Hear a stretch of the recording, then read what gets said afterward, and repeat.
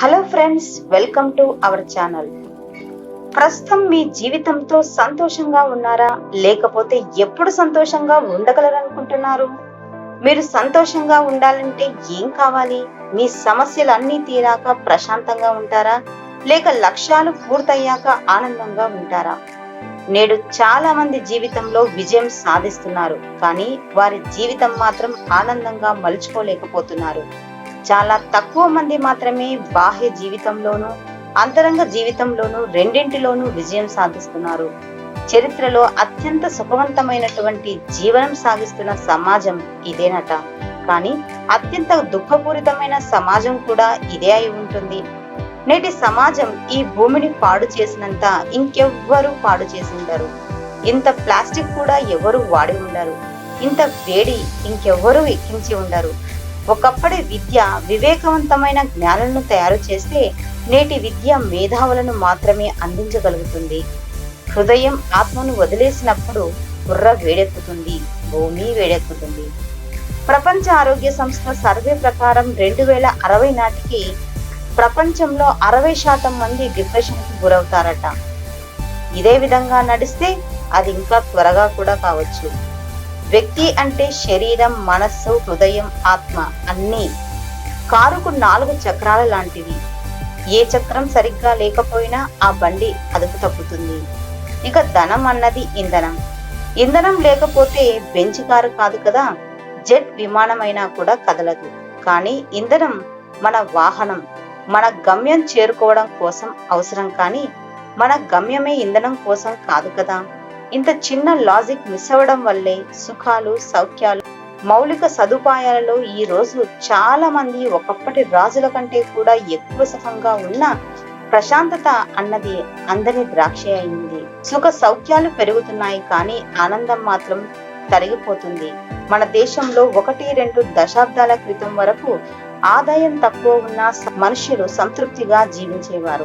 ఇప్పుడు ఆదాయం అనేక రెట్లు పెరిగినా చాలా మంది ముఖాల్లో సంతోషం లేదు. ఇంటా బయట అనేక సమస్యలు నేడు మనిషిని వైరాగ్యానికి గురి చేస్తున్నాయి. ఈ కారణంగా క్రమేపీ మనిషి తన అంతరాత్మతో సంబంధం కోల్పోయాడు. ఈ రోజుల్లో ఎవరికైనా నువ్వు నిండు 100 ఏళ్లు జీవించు అని దీవిస్తే వెంటనే ఎందుకంటే అంతకాలం బాధలు పడుతూ జీవించడం అనే వారే ఎక్కువయ్యారు. కీళ్లవాతంతో బాధపడుతూ కాళ్లకు బంగారు బూట్లు వేసుకోవడం వల్ల ఎంత సుఖం ఉంటుందో, మనస్సులో ప్రశాంతత లేనప్పుడు బయటి సుఖాలు అంతే. కొంతమంది మా జీవితం అయిపోయింది అంటూ ఉంటారు. అంటే వారు బ్రతికి ఉండగానే పోయినట్లా. ఒక సమాధి మీద ఇలా రాసి ఉంది, 30 సంవత్సరాలప్పుడు పోయాడు, 60 సంవత్సరాలప్పుడు ఖననం చేశారు అని. అంటే ఏదో ఒక సంఘటన జరిగినప్పుడు ఒక నిర్ణయం తీసేసుకుని నా లైఫ్ ఇంతే అని ఉత్సాహం కోల్పోతే శరీరం మాత్రమే పనిచేస్తుంది. ఒక రైలు తన గమ్యం వైపు వెళ్తుండగా ప్రయాణికులందరూ హాయిగా నిద్రిస్తున్నారు. అకస్మాత్తుగా ఆ రైలు పొలంలోనికి దూసుకుపోయింది. ప్రయాణికులందరూ మేల్కొని హాహాకారాలు చేశారు. కాసేపటికి మళ్లీ ఆ రైలు పట్టాలపైకి వచ్చేసింది. తదుపరి స్టేషన్ లో రైలుని ఆపి అధికారులు ఆ డ్రైవర్ ను ప్రశ్నించారు, రైలును పొలాల వైపు మళ్లించడానికి కారణం ఏమిటి అని.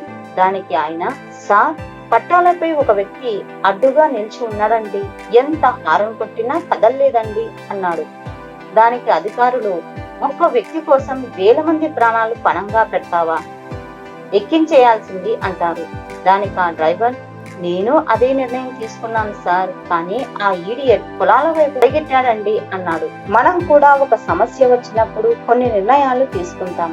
ఆ సమస్య వెళ్లిపోయినా కూడా ఆ నిర్ణయాలని పట్టుకుని వేలాడుతుంటాం. కీలకమైన విషయాలలో బ్రేక్ త్రూ రావాలంటే గతంతో తెగదెంపులు చేసుకోవాలి. అసలైన గమ్యం పట్ల అవగాహన ఉన్నప్పుడు, ఆ గమ్యం చేరాలన్న తపన ఉన్నప్పుడు అప్పుడప్పుడు దారి తప్పినా కూడా తిరిగి దారిన పడతాం.